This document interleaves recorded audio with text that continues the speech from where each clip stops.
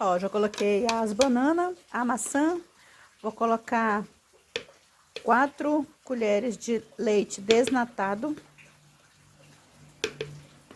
4 colheres de leite desnatado.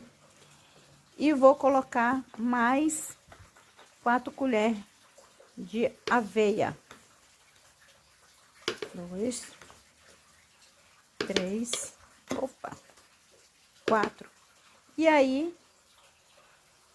500 ml de água. Um copo, ó. 2 copos, beleza? Depois é só levar e bater tudo e está pronto o nosso shake pré-treino.